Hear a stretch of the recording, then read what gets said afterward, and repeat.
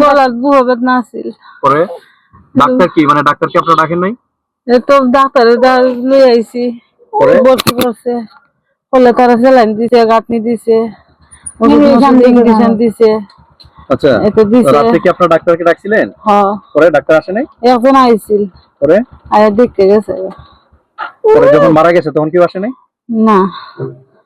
পরে আপনারা খবর নেন নাই বা ডাক্তারকে বিভিন্ন ভাবে তাকে ডাকেন নাই? এখন তো ডাকছিলাম বা দুজনের উপরে আসছিল, এখন নাচ না ডাক্তার করতে পারি না, হিন্দু তাই নাচেন, তাই নাইছিলা সারা রাত, তাই নিয়ে আমার লগে আসলা। আচ্ছা, এমনি আমার লোকের আসলা, দেখছুন আইসুন, আমরা কইছেন বই থাকো, একবার বইতে গেলে তো আমার চোখ লাগিয়েছে, তাই ডেকে দিচ্ছেন। আচ্ছা, আচ্ছা, আমি উঠছি, উঠে চেপড়া খাতা চেপড়া খুঁজে দিছি, খুঁজে দিয়ে তো বই দিয়েছিল।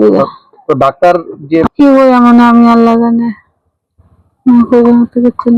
আসলে এই বিষয়ে আমি প্রথমেই আমি দুঃখ প্রকাশ করছি, কারণ আমার ওয়ার্ডে রোগী যেহেতু মারা গেছে, সেহেতু আমার খারাপ লাগবে একটু। আর ডাক্তারকে 2 বার কল করা হয়েছে, ডাক্তার আসেননি, এবং ডাক্তার উনি স্যার উনি ডিক্লেয়ার না দিয়ে এখান থেকে চলে গেছেন। তারপর আমি আমাদের ইউটিউব স্যারকে ফোন দিয়েছি, উনি বলছে যে ডাক্তার আসছে, যার ডিউটি সকালে ডিউটি, উনি 9টায় ডিউটি, কিন্তু 9টার আগে আসছে ডিক্লেয়ার দেওয়ার জন্য। ডিক্লেয়ার দেওয়ার পরে রোগীটাকে লাশ কিন্তু নিয়ে চলে গেছে। হ্যান্ড ওভার না দিয়ে উনি যেতে পারেন না। এটি সবকিছু ইউটিউব স্যার ওটা ব্যবস্থা নেবেন।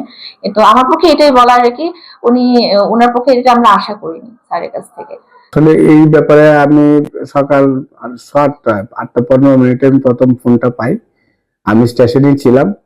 আমি শুনতে পারি যে ঘটনাটা, যে রোগীটা রাতে মারা গিয়েছে, এবং মারা যাওয়ার পরে আমার কর্তব্যরত যে চিকিৎসক ডাক্তার আজীবন সাদত, উনি রোগীটাকে দেখতেও যান নাই এবং কোনো ধরনের খোঁজও নেননি, এবং রোগীর লোক বারবার ওনাকে ডাকাডাকি করেছিল, এবং নার্সরাও ওনার কাছে গিয়েছিল, ডাক দিয়েছিল, কিন্তু দরজা লাগিয়ে ঘুমিয়েছে, উঠে নাই। এবং পরবর্তীতে আমি যেটা জানতে পারি যে উনি কাউকে ইনফর্ম না করেই উনি স্টেশন ত্যাগ করছেন। সবার উপরে হলো উনি মানুষ হিসেবে মানুষের যে নৈতিকতা বা মানবিকতা থাকা দরকার ছিল, উনি প্রথমে রোগীটাকে দেখা উচিত ছিল। এটা ডাক্তার হিসেবে নয়, মানুষ হিসেবে ওনার দেখা দরকার ছিল। তারপরে ডাক্তারের যে কর্তব্য, উনি রোগী হাসপাতালে মারা যাইতেই পারে, কিন্তু উনি রোগীটাকে দেখতো, রোগীর লোকজনের সাথে একটু কথা বলতো, যদি কথা বলে সান্ত্বনা দিত, তাহলে কিন্তু আজকে এরকম এই উদ্ভট পরিস্থিতি তৈরি হইতো না, এবং রোগীর লোকজনদের যে একটা আফসোস যে ডাক্তার দেখে না, এই রোগীটা মারা গেল, এরকম কন্ডিশনটা আসলে থাকতো না।